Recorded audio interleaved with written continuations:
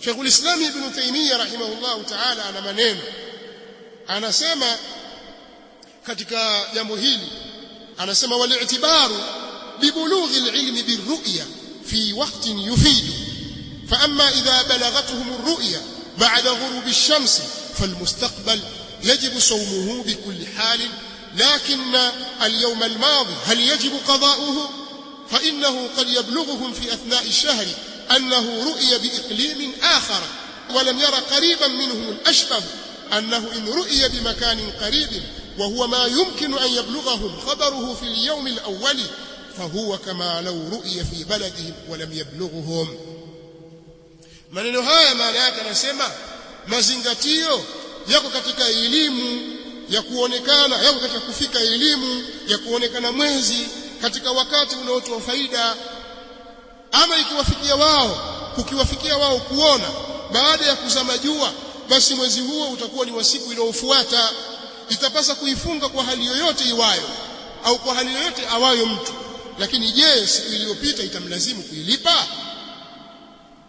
Yani mwezi umetoa habari kwamba mwezi umeonekana, lakini umeletwa mwezi huu wakati wa jioni mathalan ya jana, magharibi ya jana, mwezi umeonekana mahali fulani. Huu ni wakati ambao unaweza kukupa faida wewe. Kwa nini? Kwa sababu waweza kufunga. Taarifa imekufikia kabla ya alfajiri, kuna mwezi umeandama, taarifa hii waweza kuifanyia kazi kwa sababu waweza kufunga. Lakini taarifa imekujia mchana wa saa 7 saa 8 kwamba jana mwezi ulionekana, taarifa hii haiwezi kukupa faida wewe kwa sababu hutaweza kufunga. Tuzungumzie suala la taarifa ambayo inaweza kukupa faida. Anasema mazingatio yako hapa, maadamu taarifa hii inaweza kukupa faida ya kutekeleza lile linalotakiwa, basi taarifa hii inatakiwa kuzingatiwa, uifanyie kazi. Ni sawa sawa, ni kama vile mwezi umeonekana katika mji wako, kwa sababu yeye anakataa masuala ya kugawa mwezi kwa majimbo na miji na mipaka ya nchi au kwa masafa ya kusuru swala. Hilo jambo haliposema si katika dini ya Uislamu wala halina dalili, pamoja na kwamba ni jambo la khilafu, lakini halina dalili. Hili analoeleza ndilo lenye dalili, na kisa cha Kureb chaunga mkono katika hili, kwamba watu wa Madina walijua na taarifa ya kuandama mwezi wa Sham, wako ndani ya Ramadhani tena mwishoni. Kwa hiyo hii habari haikuwapa faida kwa sababu hawakuweza kuifunga siku ile ambayo mwezi ulionekana. Kwa hiyo wakafunga siku nyingine. Hawa hawatalazimika kuilipa siku iliyopita. Haya ndio maneno ya kielimu tunayoambiwa.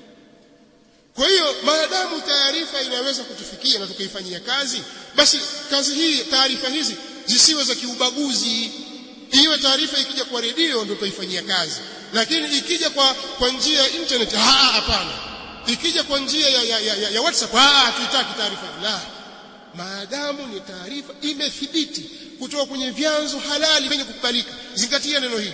Kama si vyanzo halali vyenye kukubalika au kutoka kwa watu wenye shubha, pingine kuna watu wao hawatazami mwezi, wanazingatia hisabu za falaki kama mwezi wa Libya.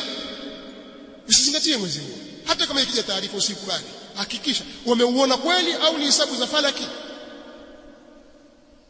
Kwa taarifa ikifika ikawa ni taarifa iliyothibiti, unatakiwa uifanyie kazi, usiikatae.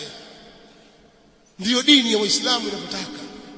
Kwa hiyo tunaweza tukaikosha siku kama ya leo kwa sababu ya ushabiki. Funga, fanya ibada katika siku ya leo, utapata ajiri na hadhi mbele ya Allah subhanahu wa ta'ala.